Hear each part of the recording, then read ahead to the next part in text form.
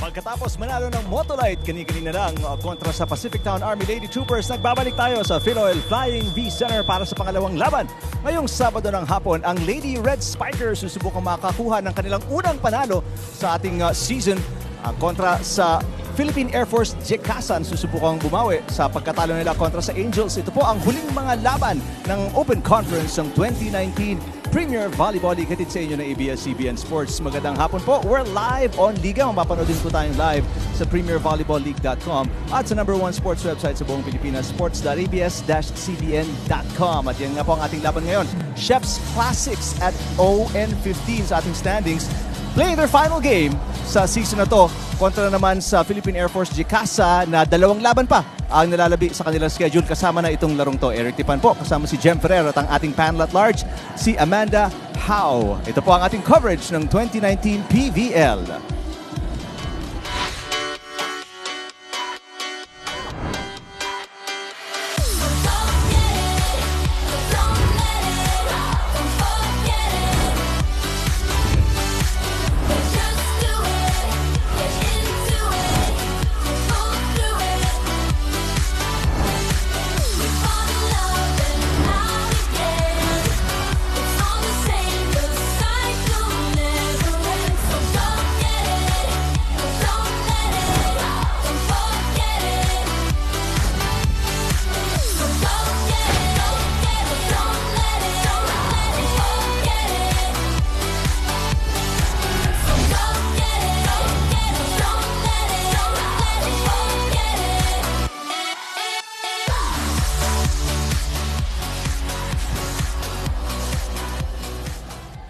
Hello and good afternoon mga kapamilya. Welcome to Day 30 of the PVL Open Conference.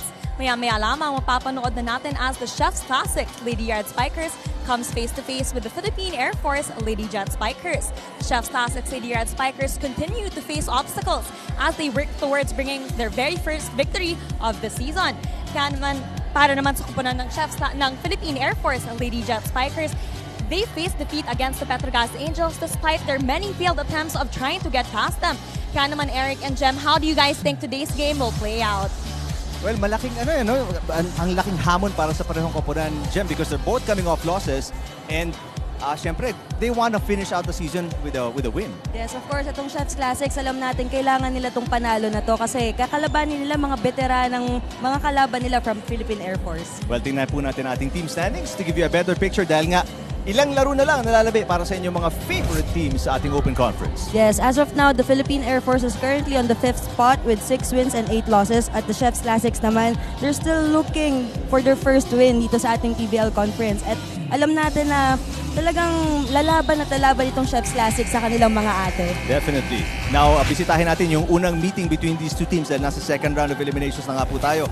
Yung unang pagkakataon na nagharap sila, ang Lady Jet Spikers ang nakakuha ng panalo in 3 straight sets. Yes, during their first meeting, Eric, alam natin na talagang dikit itong first set nila but eventually the Air Force was able to close out that game and Del Palomata was able to contribute 16 big points for her squad.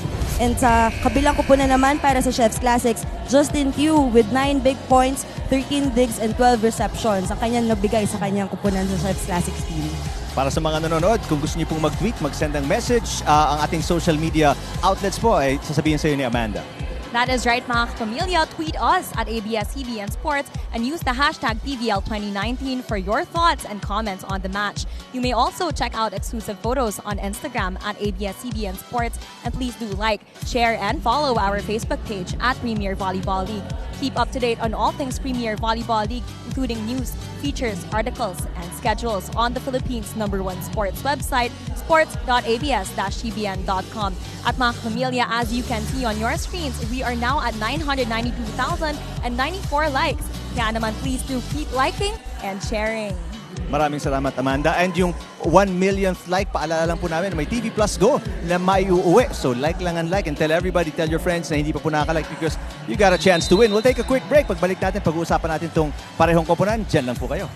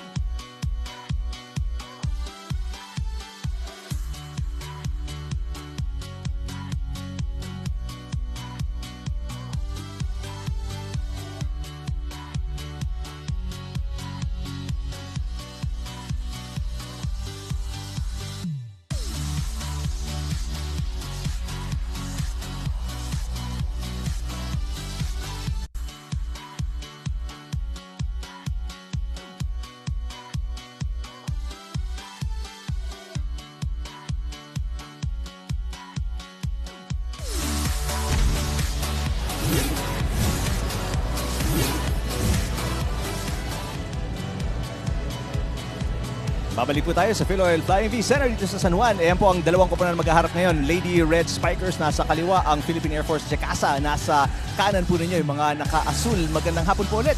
Thank you for watching us on Liga. Eric Tipan kasama si Jem Ferrer. Panoorin natin yung highlights nung last game ng Chef's Classics Lady Red Spikers kung saan natalo sila doon in 3 straight sets kontra sa Banco Perla Spikers.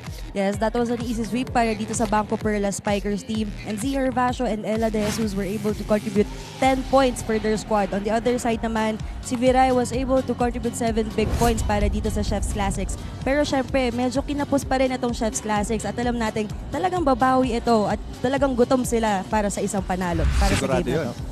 At kasama po natin ngayon si Rebecca Cuevas mula sa Chef's Classics. Rebecca, magandang hapon. Thank you for being here. Final game ninyo for the Open Conference. May special na pabaon ba, advice, game plan si Coach Mesho for you guys today? Gusto lang po niya na i-enjoy namin yung last game namin kasi wala naman na po mawawala sa amin eh. So, sana po makuha na daw namin yung panalo namin. So, ang dami yung nilaro na itong conference na to, no? So, ano bang mga natutunan mo at alam mong mababaon mo para sa laban na ito? Siguro po yung experience na lang po. Yung mga nakalaban po namin, yung malalakas po, simula sa cream line po. Sila kasi yung number 1. So, ngayon pong last game namin. Siguro po yung lahat na lang po ng mga natutunan namin dun. Gagamitin na lang po dito. Alright, well, good luck sa game. Hopefully, makuha niyo yung first win of the season today. Thank you, Becca. Good luck, good luck. Rebecca Cuevas, main setter ng Lady Red Spikers. Tingnan natin yung ginawa niya para sa kanyang koponan in their last game, yung talo nila kontra sa Banco Perla Spikers. Yes, Rebecca Cuevas has been the Chef's Classics main setter for the whole tournament, no, Eric. She's averaging 3.78 running sets per set and syempre napakalaking bagay ng kanyang nabibigay para sa kanyang kupunan at alam naman natin na ang kanilang kupunan ngayon ng Chef's Classics composed of different players from different schools. So talagang maganda yung kanyang pinapakita para sa kanyang kupunan. But what I'm looking forward to, for sure, kasi most of this core, San Beda, no? How they'll perform in the upcoming NCAA season because obviously, nakaharap niya kayo, mga veterans talaga, and they will take a lot of that going into the NCAA Yes, season. malaking experience yung kanyang mababaon para sa NCAA at talagang ang dami niya natutunan dito sa ligang ito. Alright, we'll take a quick break. Pagbalik po natin, pag-uusapan natin ang Air Force Jackasa. Diyan lang po kayo.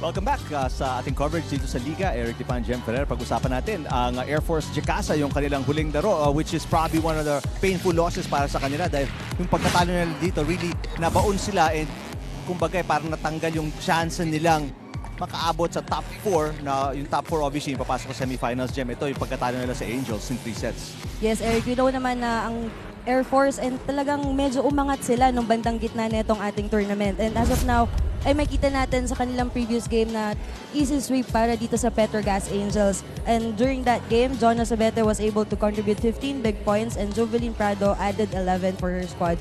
For the Philippine Air Force naman, Josa Cabalsa, who came off from the bench, was able to contribute 8 big points para sa kanyang kupunan. Well, speaking of Josa Cabalsa, kasama natin siya ngayon. Magandang hapon, Josa, no? Magandang hapon din po. 2 games remaining para sa inyo for Open Conference. So obviously, dahil sa pagkapanalo kanina ng Motolite, hindi nyo na sila maaabot, hindi na kayo wala ng chance magtayo. What are your goals na lang in the final few games sa Open Conference? Bale, yun po, tuloy lang, padayon lang. Babawi kami ngayong game kahit no bearing na siya. Gawin pa din namin yung best namin. So ayun, good luck sa inyo sa game na to. So ano naman ang sinabi niyo sa inyo ni Coach kung anong dapat maging mindset nyo? Bale, yun, palagi lang yung maging mindset namin. Palaging ibigay lang namin yung best namin. Pag dating sa loob ng court, dapat kami yung pinakamagaling. Ayun po. Maraming salamat, Josa. Well, good luck sa game Thank you ngayon. po, thank you. Thank you for being here. Josa Cabalsa, tulad nga binanggit mo, Jem, one of the leading scorers para sa Air Force Jacasa. She top scored para sa kanyang koponan in that 3-set loss kontra sa Angels coming off the bench. Yes, Eric, she was the only Air Force player who was able to score 8 big points during that game. And alam naman natin na hindi siya naging starter in that game. And galing siya sa bangko. So talagang nagpakita siya na kaya niyang patunayan na may maibubuga siya para sa kanilang koponan. So it's gonna be interesting kung anong balak ngayon mangyari nitong mga Air Force Jacasa players dahil nga last 2 games for them and they obviously wanna kick things off and finish the season very, very strong. Para po sa mga gusto mag-tweet, kung di nyo po nakuha kanina yung ating mga handles at ABS-CBN Sports on Twitter and on Instagram. Ang ating hashtag, huwag kalimutan, PVL2019. Pag nag-tweet po kayo or nag-post kayo sa Facebook or sa Instagram. Speaking of Facebook, at Premier Volleyball League, please like, follow, and share dahil yung pang 1 millionth like will take home a TV Plus Go. Ang ating pong DJ Louie will be playing the music inside the Phil Oil Flying V Center para sa ating second game on your Saturday doubleheader. Ang Air Force Jacasa at Lady Red Spikers susunod na dito lang sa Liga.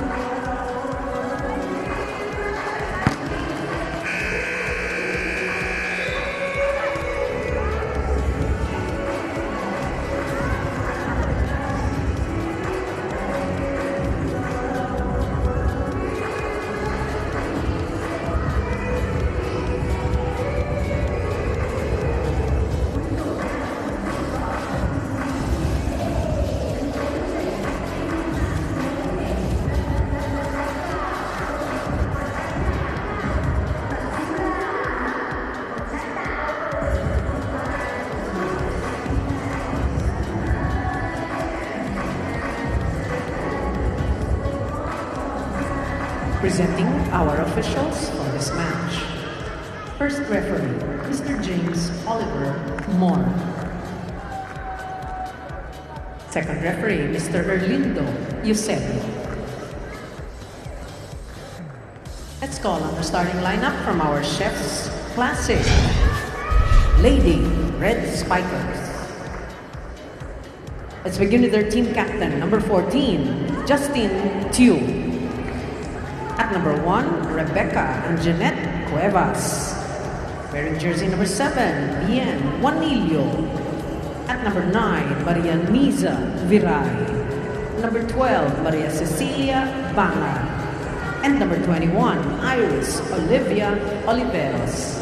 Liberos are number 5, Julia Angeles. And number 11, Justine Lapid. Head coach, Mr. Mesho Davino Jr. Calling on our Philippine Air Force Jacasa Lady Jet Spikers. Team captain is number 7, Sergeant Wendy Ann Semana. At number 6, Airwoman First Class Mayan Pantino. Number 9, Airwoman Second Class Josame Cabalsa. At number 12, Airwoman Second Class Joy Gazelle Cases.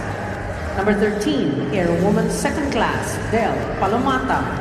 And number 16, Airwoman First Class Angel May Antipuesto. Liberos are number 1, Airwoman Second Class May Denise Crisostomo. And number 5, Airwoman Second Class Mary Ann Balmaceda. Head coach, Master Sergeant Jasper Jimenez. This is the 67th match. Tingnan natin yung lineup ng Chef's Classics. May konting adjustment si Coach Mesho Gavino as Cecilia Bangad and Justin Chu will be inserted into the starting lineup. Pero yung Viray sisters nandiyan pa rin, two of the top scorers para sa kanila in their last game kontra sa Bangko Perla Spikers. Samantalang si Josa Cabalsa will be a starter today dahil wala si Judy Ann Caballejo in the lineup. So napag-usapan natin to kanina, Gemma, no, na si Cabalsa, usually she comes off the bench. Doon siya sanay. She top scored for her team with 8 kahit off the bench. But today, part of the starting lineup. Yes, of course. Maganda yung kanyang pinakita during their last game. So talagang nakuha niya yung tiwala nito ni Coach. Kaya naman siya yung naging starter in this game. Oo. Palomata with an early block. Pero hindi papatalo. Si Liza Viray, and on the second try will get the first point of the match. Yes, that was a strong hit coming from Viray. Pinalusot na lang niya sa dalawang blockers niya. Oo. What's the mentality like? Anong feeling or mood sa locker room for a team na struggling like the Lady Red Spikers, Gem? Right now, 15 straight losses. Siguro, for the Chef's Classics, as of now, gusto nilang manalo kahit isa dahil ito na yung last game nila. So yung mindset nila talagang kailangan nilang lumaban na lang at enjoy yung game nila with no pressure. They seem to be parang di naman masasabing in high spirits, but you look at them and they're smiling, they're having fun on the floor. And you just hope na coming off this season, they bring a lot more positivity than yung negativity. Dahil nga syempre, pag sunod-sunod ng talo mo, there's a certain amount of negativity din that comes with that. Yes, we know that the Chef's Classic team baguhan at medyo bata itong kupunan nila. So, talagang malaking factor na nakikipaglaro sila. Kumbaga, ang dami nilang nakalabang malalakas na teams like Line, Motolite, and ito pa, si Philippine Air Force na talagang isang veterano team. So, malaking bagay ito at mabibit nila ito para sa kanilang legit na liga. Definitely. Matala, tingnan natin dito si Del Palomata. Naka 3 points lang siya in their last game, pero right now, giving the Air Force second point dito sa set number 1. Para naman sa Air Force, it's been a tough season for them also. Hindi sila nakalaro ng Reinforced Conference. And they're trying to get their rhythm dito. No? But kinapos na nga lang sila ng games. They are on the outside of the top 4 looking in. And obviously, napag-usapan natin ngayon pre-game, dito sila makakapasok to the semifinals. Yes, actually, Eric, they were able to bring back their groove naman. Nagkaroon sila ng 4 winning streaks, tuloy-tuloy, especially nung nagkaroon sila ng Japanese coach who helped the team so much. Sobrang laking factor dahil nabuhat ulit, kumbaga nagising ulit itong Philippine Air Force. At ngayon talagang medyo ang daming nasayang na game sa kanila. So, sa ngayon siguro, ang bitbit na lang nila for this game, pagbibigyan ng magandang laro itong mga bata. That's right. There's a point by Chu. On the hit out. To 4. 3 serving 4, set number 1. Both teams are coming off losses. So, syempre gusto makabawi. Pero, importante for Chef's Classics because yun nga, it's their final appearance sa Open Conference. There's Coach Mesio Gabino. Yes, this is their last game in this PBL Open Conference at alam naman natin na meron pa silang susunod na liga. Malapit ng NCAA. Right. At talagang magandang baon ito para sa kanilang team. Especially most of them are composed of players from San Beda. So gonna be very interesting yung upcoming NCAA season kung gaano anong mga nakuha yung Lady Red Spikers nga this season and anong dadalhin nila na ipapakita nila sa upcoming NCAA season. Especially Cuevas who is the main setter for their squad. Alam natin malaking factor yung pagiging setter at ang dami niya natutunan dito sa ligang ito sa PBL Open Conference. Especially she mentioned she was able to play against her idols, si Ate Gia Morado. I mean, you guys against Bangko, against Gia sa Creamline. So, I'm sure she's taken a lot of those learnings and ma-apply niyon the upcoming NCAA season. There's a push by Antipuesto and Air Force. They're up 8-4. Here at set number 1. What was the Chef's Classics? We'll take our first technical timeout.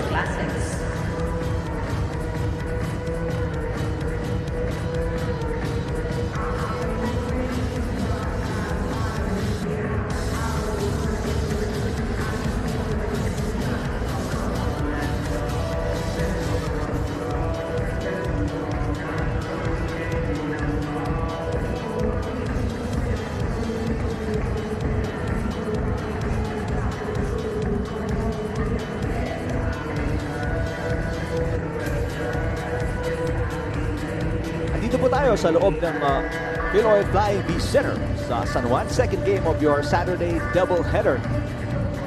Kanina nga po, Motolite, isinara na yung top 4 ng ating Open Conference Family Day with the kids as well. Pagkatapos pinabagsak kanina ng Motolite ang Pacific Town Army Lady Troopers. So, gonna be very exciting in the next few days. Pag nagsimula na ating semifinals, Bangko Perlas, obviously you guys are in third. Hindi ako nagkakamali, no? In the top 4. Yes, as of now, the Bangko Perlas team is currently on the 3rd spot. And then, ang Motolite naman nasa ika-4. So, tomorrow, Bangko Perlas will play against Creamline Cool Smashers. So, dun magkakatalo kung sino ba talagang mapupunta sa 3rd or 4th spot. 4th. Sa amin dalawa na ito ni Motolite Yes, team. it's gonna be your final game tomorrow. Ang Bangko Perlas, your 16th game. Yes, at 2 p.m. And then on Wednesday naman, si Motolite versus Creamline. Puntahan natin itong report courtside ni Amanda Howe.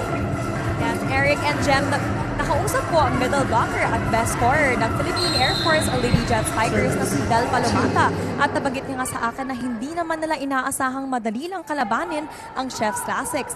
In their previous game, they still put in a lot of effort in order for them to bag the victory. Para kay Del, all the teams they competed with in the PBL all gave them a challenge. Del admits that this is their second to the last game and she has truly learned a lot in this conference that has allowed herself to grow and develop as a player. After the conference, nabanggit niya nga na tuloy-tuloy pa rin ang training for they will be preparing for the AFP Olympics. Back to you, Eric and Jem. Maraming salamat, Amanda. Yeah, I mean, that's true for Del Palomata especially. Last season, she was just trying to get familiarized sa gantong level ng competition. But this season, really, several times she's become best player para sa Air Force and she's really grown into one of the best middle blockers sa ating conference. Yes, Del Palomata is really one of the big threat pagdating natin sa middle blockers. Dahil sa height pa lang niya, sa bilis niya gumalaw in front of the net, talagang matatakot yung Spikers dahil madali lang maabot ito ni Del Palomata. Right. And of course, napakaganda ng kanyang performance this season. Currently, she's the best spiker, ranked higher than, believe it or not, Eliza Valdez. Kasi syempre, Eliza, everybody knows how good she is. Pero Del, that's how well she has improved in this season. She has 137 spikes all in all. 120 lang para kay Eliza Valdez. And also second best blocker right behind Kat Bersola, si Del Palomata. So those to show you all-around player, offense, defense, kayang ibigay ni Del. So next season, kung makakapasok, makakasali sa Reinforced Conference and then Open Conference din ng Air Force, it's gonna be fun to see kung ano pang kayang gawin, idagdag ni Del sa kanyang skills. Yes, especially batang-bata pa ito si Del Palomato. So marami pa siya talagang matututunan mula sa kanyang coaches and teammates. Tala, speaking ng mga bata, the Rai sisters also very solid part of the lineup ng Lady Red Spikers. Consistent top scorers para sa kanilang koponan. As Palomata is blocked in the middle by Oliveros. Antino. A great dig para sa Lady Red Spikers, and that time around napalusutan si Del Palomata. Huge point. Yes, great dig there coming from Angeles. And as of now, makita natin sa ating stats, no, she's the #1 best digger dito sa ating PBL Open Conference. Being down by 4, dalawa na lang hinahabol dito ng Lady Red Spikers. Palomata nasa gitna. Palomata with a quick attack. 11, serving in. Yan nga yung sinasabi natin, Eric. Si Del talaga, pag nasa frontline yan, threat yan, hindi mo pwedeng pabayaan, hindi mo pwedeng iwanan yan. And ang ganda ng connection nila so far, no, ni Wendy and Semana. They've been really, yung atake, yung timing, they've really gotten it down very well. Yes, it's really easy to set up para dito kay Del Palomata dahil sa kanyang height. Madali lang, itaas mo lang yung bola, talagang papaluin lang niya. Is it because a lot of people are thinking sometimes na it's harder to set pag masyadong matangkad yung or matangkad yung attacker mo, no? Isn't that is that the case? Well, masagutin na Kuya Jem, pagbalik lang natin, pakinggan muna natin itong timeout ni Coach Gabino. Okay? So matatalino maglaro yan. Anticipate natin yung gagawin nila. Okay? Naintindihan? Lalo na yung setter. Ha? Basahin kung ano yung gagawin. Okay? Yung Palomata, mga middle, minig. Pagka-slide ang pasok niyan, dito ang angle niya, sarado na yung lock dito. Help ka, para hindi mahirapan yung middle. Tapos yung tao dito. Ha? Pag-slide. Ilang beses yan? Dyan, Paul dyan.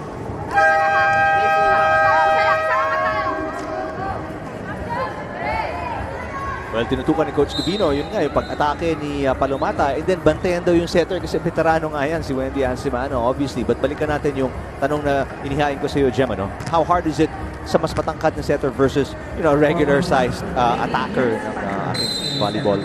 Dito kasi sa atin, no, Eric, sa bansa natin, wala tayong masyadong ganun katangkad na spikers.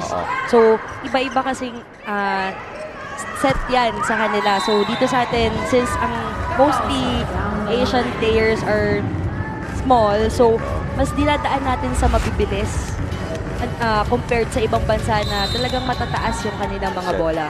So what you're saying is mas madali mag-set nga sa matangkad kaysa sa, let's say, G. Hervasio or Del Palomata na matangkad?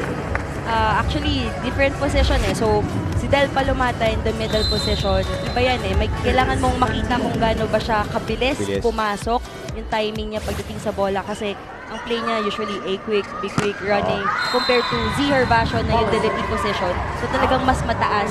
Kumbaga, pagka sa wings mo, open or opposite, mataas. Mataas ang bato mo. Kasi bubuelo pa sila. Itong mga middle spikers natin, mabilis dapat pasok agad. Well, Del is fairly quick para sa height niya, no? Yes. Mabilis din gumalaw to eh. Samantala, a 5-point run para sa Air Force na finally naputol doon with a tip by Oliveros. 10-8 yun kanina, pero wait a minute, yung punto overreach yata ang itinawag kay Oliveros. So, it's a 6-point run for Air Force, 16-8. Contra sa Chef's Classics, set number 1.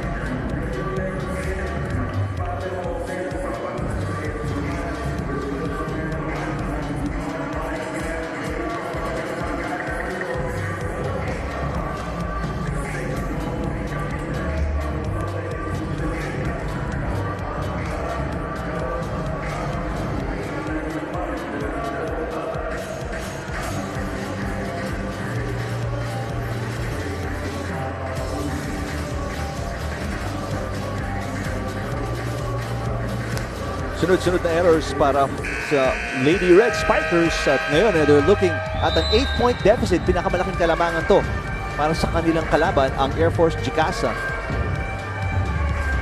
Right now, it's a 16.8% sa pagitan ng dalawang koponan na to. Both teams are out of contention para sa top 4 or sa final 4. They will not make it to the semifinals, which will start, hindi ako nagkakamali, as early as Wednesday, ano? Pwede na magsimula ang ating semifinals. Actually, meron pa tayong last games para sa elimination set of Wednesday, yes. So, Sabado, weekend ba magsisimula? If ever, Sunday Sunday ang magiging game 1 natin sa semifinals. So, yun. I-marka nyo na po sa inyong calendar, Sean. Sunday next week, we begin the semifinals because yung lineup, that's complete already. Para sa mga hindi pa nakakaalam, Dreamline Cool Smashers obviously will be the #1 team. And then #2, Petrogas. Naglalaban pa, magpapalitan pa, may pag-asa pang magpalitan yung nakapwesto sa 3 and 4, ano? Pwede pang magpalitan kasi if Banco Perlas will win tomorrow, pwede silang mag-third pa rin. And then, depende kung mananalo itong Motolite team din sa Creamline on Wednesday. So, talagang medyo tight itong 3rd and 4th spot natin, Eric. So, And medyo syempre, crucial. ang pinaglalaban niyo doon, sino yung lalayo, huwag makakatapat ang Creamline. Kasi syempre, Creamline, undefeated. Ayaw mo makalaban yung pinakamalakas na team in the semifinals. Yes, alam naman natin parehong kupunan ng Motolite at Banco Perlas. Talagang iniiwasan itong Creamline Goal Smashers. Almost a good save by Cabasa, pero hindi niya naitawid ang bola. But still, it's a very comfortable 7-point lead para sa Air Force Jicasa.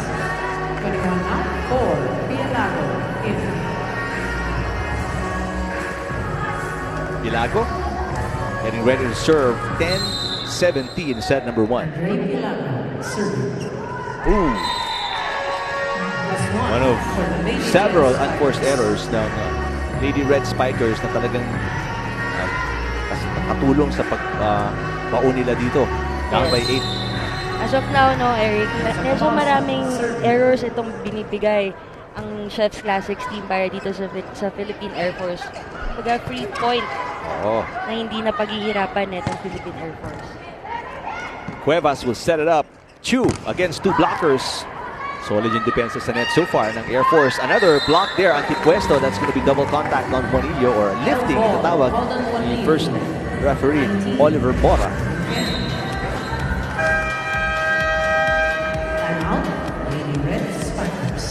Timeout here ng Lady Red Spikers. Pakinggan natin. Tingnan ko saan dadaan yung bola natin. Tapos tignan niyo kung saan yung Okay, tapos ikaw dumistansya ka. Pwede ka ganun atake yun. Nakadumistansya eh. Hindi ma-extend yung arms mo. Okay? Okay, lapit lang natin yung score. Okay?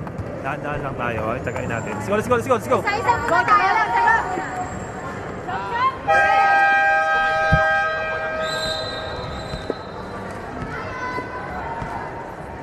And Pantino, one of the leading scorers ng Air Force Jicasa in their last game, 6 points. Mga 3-set loss nila kontra sa Angels. So on Wednesday, it's going to be a triple header. Sabi mo, Gemma, no? Triple header on Wednesday. And then kung baka sakaling ang magkakaroon tayo ng tie at 3rd place or 4th place, magkaka-playoffs tayo on Saturday. And then semifinals begin on Sunday. Yes. That's Talagang parating, padulo na tayo dito sa ating PBL Open Conference. No? Substitution. Very exciting times para sa mga fans. 2, Matias. In. 1 out. 16. Vera. In. Chef's Classics not looking good here in set #1, down by 8 points, 19-11. Chef's Classics. Balmaceda with a good receive. Eto si Cases will score. Over the block. Back to the biggest lead of Air Force Jicasa at 9 points, 20-11. Dahil natin, first meeting between these two teams, nanalo po ang Air Force in 3 straight sets. Pero, in comparison, dikit yung first set nila. Yes. First meeting, Jen, ba binanggit mo kanina? Yes, that was a hard-fought set nung first meeting nila dahil yung score nung first set, 26-24. Diba? But of course, alam naman natin itong Philippine Air Force, talagang mga veteran players to. So kahit na bata ang kanilang kalaban, hindi nila mapagbibigyan. Walang bata-bata, walang matanda. 62. Dating sa open conference. Almost a good serve. Yes, it is a good serve by Q. Catches the line. So 2 straight points. A little run here para sa Lady Red Spikers. Perfect spot para sa kanyang serve. Talagang bahagyan na lang nahagip yung linya, pero yun nga lang. Unforced errors pa rin. Jem, ano yun talaga isa sa mga sakit ng Lady Red Spikers here in set number 1. Yes, bibigyan kasi nila ng free point itong Philippine Air Force. Kaya naman, medyo lumalayo itong Philippine Air Force in this first set. Is that kumbaga something you see in a young team, unforced errors? Yes, kasi kumbaga pagka alam mong naghahabol ka sa ganyang set and then hindi ka na pwede magkaroon ng error basta-basta dahil lalayo. So parang mahihirapan kang maghabol ng puntos. As a veteran, what are the tips and tricks as we see another service error dito, back-to-back service errors para sa Chef's Classics? Ano mga tips and tricks na ginagawa mo para, especially sa service, na maipasok mo na lang kahit hindi kargado, basta hindi ka na magka-error? Ano bang maibabahagi mo siya? Siguro, first to 16 points, okay lang nakargahan mo yung service mo kasi yan yung parang first line of attack mo yung service mo. Pero pag nakita mong padulo na ng set, kumbaga safe serve na lang, ipasok na lang yung bola. Yan yung laging sinasabi sa amin ng coaches namin. Especially, pagkadikitan yung laro, ipasok nyo na lang, bumawi na lang tayo sa depensa at sa combination play. So, hindi ka napipiliting kargahan yung serve. Yes, safe serve na lang. Safe serve na But of course, depende yan sa player kung gaano siya kakumpiyansa pagdating sa service area. Sino ba ang mga players as we see Viray, Liza Viray attacking? Sino ba ang mga players na mataas ang kumpiyansa na kahit nga dikit ang laro, above 16 na yung score, talagang kinakargahan pa yung mga serve? Well, before, ang nakikita ko dyan, si Z Herbacio. Si Z. Yes, nagja-jump serve siya and then dikitan yung laro. Wala siyang, kumbaga, magsa-service lang ako, gagawin ko kung ano yung ginagawa ko. Oo. Load change, Yun ang kumpiyansa. Mantala, it's a 10-point lead, equaling 10 set points para sa Air Force Jacasa, 24-14. Wow, Viray. Liza Viray again. And of course, Liza Viray, sobrang tapang na spiker. Kahit na nakita niya, Del Palomata in front of her, and Josa Cabalsa, talagang pinalo na lang niya yung bola ko. Really? And Liza Viray is, I'm guessing, what do you think? 5'3"? 5'4"? Yeah. No? Meron, unang-unang taas tumalon and then ang tapang. Cross-court there from Liza Viray. Pantino. One-handed dig para kay Angeles. Itatawid pa to. Viray again, papalo, but that's going to be too long. Another unforced error. And that does it para sa Lady Red Spikers here in set number 1. As Air Force Jacasa finishes them off with a 10-point win, 25-15.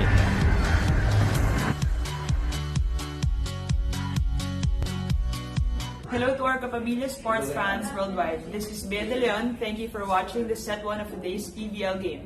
Para mapanood daw live ang mga susunod na exciting PBL sets, just click the I button, then go to iWant.ph or sports.abs-cbn.com.